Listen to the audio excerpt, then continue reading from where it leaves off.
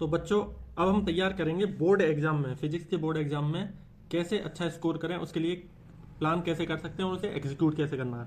ठीक है, अभी मजा आएगा ना भिड़ो। इस वीडियो में हम इसी के ऊपर चर्चा करेंगे।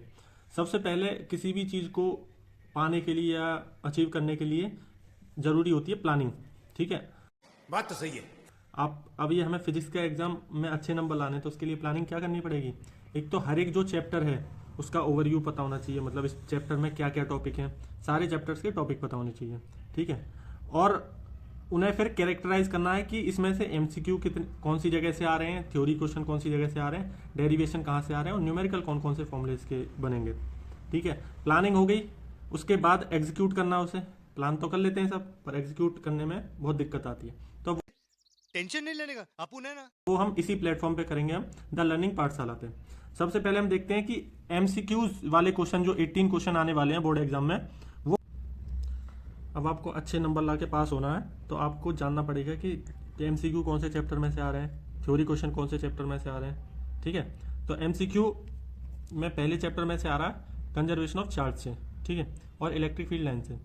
दूसरे चैप्टर में आ रहा है ये पोटेंशियल के कॉन्सेप्ट, जैसे पोटेंशियल क्या है, यूनिट क्या है इसकी, डायमेंशन हो गई, पोटेंशियल डिफरेंस क्या होता है, 1 वोल्ट पोटेंशियल को डिफाइन करेंगे, उससे आ सकता है। ठीक है, फिर आ सकता है ये इक्विपोटेंशियल सरफेस से। ठीक, डाइलेक्ट्रिक क्या होता है, पोलराइजेशन क्या है। ठीक है, इनसे एमसीक्यू आ सकते हैं। डाइलेक्ट्रिक पता है ना आपको, जो इलेक्ट्रिक फील्ड में जाके पोलराइज हो जाए, वैसे तो इंसुलेटर होता है पर इलेक्ट्रिक फील्ड में जाके पोलराइज हो जाता है। फिर उसके बाद एनर्जी ऑफ कैपेसिटर, इसमें इसका केवल फॉर्मूला है। ठीक है, हाफ सी वी स्क्वायर, ठीक है, हाफ क्यू बी और हाफ क्यू स्क्वायर अपॉन सी। ठीक है, ये फॉर्मूला है एनर्जी ऑफ कैपेसिटर का। फिर थर्ड चैप्टर से आ रहा है करंट डेंसिटी से। ठीक है, करंट डेंसिटी हो गया आपका, drift velocity, mobility, Ohm's law, कौन से ओमिक सब्सटेंस होते हैं, कौन से नॉन ओमिक सब्सटेंस होते हैं। ठीक है, और फोर्थ चैप्टर में से आ सकता है ये बायोट सेवर्ट लॉ का स्टेटमेंट जो है वहाँ से आ सकता है एमसीक्यू। फिफ्थ चैप्टर में जो बार मैग्नेट की प्रॉपर्टीज़ होती हैं, ठीक है, उसमें से आ सकता है एमसीक्यू। फिर magnetic field due to bar magnet, axis point पे क्या है, इक्वेटोरियल पॉइंट पे क्या है। ठीक, उसके बाद मैग्नेटिक डाइपोल पे टॉर्क जो लगता है वो कितना होता है। ठीक है, फिर हमारी जो मटेरियल होता है उसकी मैग्नेटिक प्रॉपर्टी, जैसे पैरामैग्नेटिक होता है, फेरोमैग्नेटिक होता है, डायमैग्नेटिक होता है, वो सब।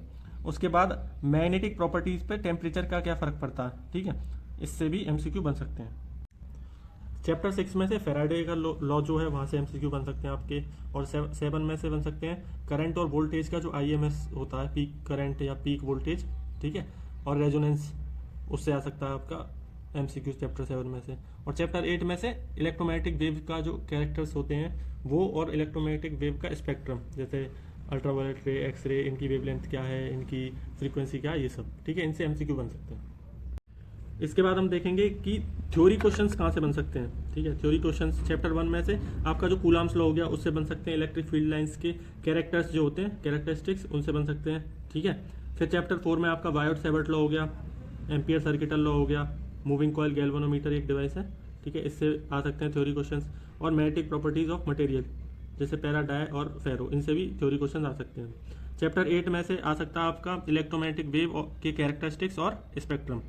ठीक है, अब बात करते हैं उसकी, जिसके लिए बच्चे बहुत ज़्यादा परेशान रहते हैं कि सर ये डेरिवेशन आ रहा है या नहीं। अरे हाँ भाई हाँ। तो मैं बताना चाहूँगा कि चैप्टर 1 में से electric field due to dipole, इसका डेरिवेशन आ रहा है आपका। पॉइंट चार्ज की वजह से जो इलेक्ट्रिक फील्ड आता है उसका डेरिवेशन आ रहा है, और डाइपोल पे जो टॉर्क लगता है उसका भी डेरिवेशन है, छोटा सा डेरिवेशन है। फिर गॉस लॉ, ये बहुत ज़्यादा इंपॉर्टेंट टॉपिक है आपके इस फिजिक्स के। ठीक है, और एप्लीकेशन उसके, ठीक है, 3 एप्लीकेशन है, एक वायर के लिए है, एक शीट के लिए और एक स्फेरिकल कंडक्टर के लिए। ठीक है, सबके फॉर्मूले वगैरह ये सब याद करने हैं आपको, डेरिवेशन। उसके बाद चैप्टर 2 में आपका केवल पैरेलल प्लेट कैपेसिटर का डेरिवेशन आ रहा है। ठीक है, उसके बाद चैप्टर 3 में से आपका ड्रिफ्ट वेलोसिटी, इसका डेरिवेशन। ठीक है, V D equals to N E A. ठीक है, और ये हो जाता है आपका, सॉरी, ई अपॉन एम और टाउ, ये होता है ड्रिफ्ट वेलोसिटी का फॉर्मूला। ठीक, तो ये सब मैं पढ़ाऊँगा, इसमें सारे जो टॉपिक्स हैं वो सारे मैं कवर करूँगा। फिर इसके बाद आपका मोबिलिटी का डेरिवेशन आ सकता है। अब कॉम्बिनेशन ऑफ सेल्स सीरीज में लगा रहे हैं, पैरेलल में लगा रहे हैं, ठीक है, वो सब आ सकता है। और आपका एक ही डिवाइस है इस चैप्टर में, 2 डिवाइस काट दिए हैं आपके, एक था पोटेंशियोमीटर और एक और था। तो यहाँ पर व्हीट स्टोन ब्रिज का ही डेरिवेशन आ सकता है आपका। ठीक है, तो ये डिवाइस है। और चैप्टर 4 से आ रहा है आपका derivation magnetic field due to current carrying loop, ठीक है, सोलिनॉइड का डेरिवेशन आ सकता है, और करंट कैरिंग वायर पे जो टॉर्क लगता है उसका डेरिवेशन आ सकता है, ठीक है। उसके बाद दो करंट कैरिंग पैरेलल वायर होंगे, उनके बीच में क्या फोर्स लगता है उसका डेरिवेशन आ सकता है, ठीक है। और उसके बाद आपका जो गैल्वेनोमीटर को हम एमीटर में और वोल्टमीटर में चेंज करते हैं उसका भी डेरिवेशन आ सकता है, ये भी छोटा सा ही डेरिवेशन है, ठीक है। फिर चैप्टर 6 में से आपके सेल्फ इंडक्शन और म्यूचुअल इंडक्शन से आपका कुछ डेरिवेशन आ सकता है।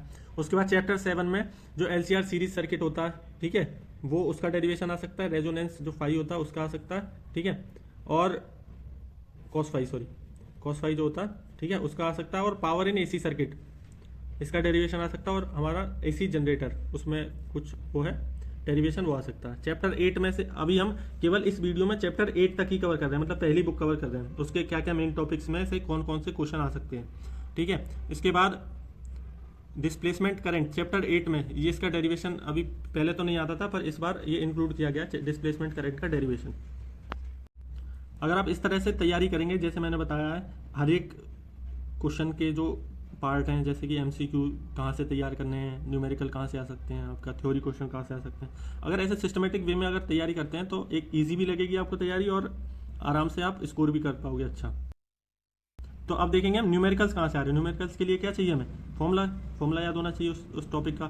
तो कूलम्स लॉ आ रहा है चैप्टर 1 से, इलेक्ट्रिक फील्ड आ रहा है, और गॉस लॉ, ठीक है। कूलम्स लॉ का सब फॉर्मूले मैंने बता रखे हैं इसमें पहले चैप्टर में से। फिर आ रहा है चैप्टर 2 में से potential due two point charge, grouping होती है कैपेसिटर की सीरीज में पैरेलल में, उसका फॉर्मूला, एनर्जी ऑफ कैपेसिटर का फॉर्मूला। उसके बाद पैरेलल प्लेट कैपेसिटर जो है उसका कैपेसिटेंस कितना होता है, ε0 A/d, ठीक है, ये होता है कैपेसिटेंस पैरेलल प्लेट कैपेसिटर का। तो ये इसका फॉर्मूला आ सकता है, मतलब फॉर्मूला यूज करना पड़ेगा आपको न्यूमेरिकल निकालने के लिए, ठीक है।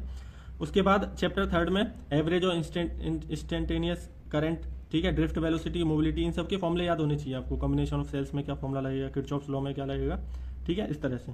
चैप्टर 4 में आपका सोलिनॉइड है, और गैल्वेनोमीटर को जब एमीटर में चेंज करते हैं और वोल्ट मीटर में चेंज करते हैं, शंट करंट और शंट वोल्टेज, ये सब, ठीक है, ये सब मैं सब कवर कराऊंगा। अभी मैं आपको बस प्लानिंग बता रहा हूँ और किस तरह से कौन से चैप्टर में से कौन सा टॉपिक आ रहा है, ठीक है। चैप्टर 6 में से आपका लेंज लॉ या इसमें फॉर्मूला याद होना चाहिए आपको, सेल्फ और म्यूचुअल इंडक्शन का भी फॉर्मूला याद होना चाहिए। चैप्टर 7 में अगर बात करें हम तो रेजोनेंस, पावर और ट्रांसफॉर्मर में एक फॉर्मूला है, ठीक है, वो नंबर ऑफ कॉइल और ऐसे करके एफिशिएंसी करके वो फॉर्मूला, वो मैं सब कवर करवाऊंगा। मेरी कुछ शॉर्ट्स में भी मैं फॉर्मूले ही कवर करता हूँ, ठीक है, जाके देख। और चैप्टर 8 में इलेक्ट्रोमैग्नेटिक वेव के कैरेक्टर्स, ठीक है, इसमें कुछ फॉर्मूला वो आपको तैयार करना है। तो इस फॉर्मूले तैयार कर लोगे तो आपका न्यूमेरिकल पार्ट करना थोड़ा आसान हो जाएगा।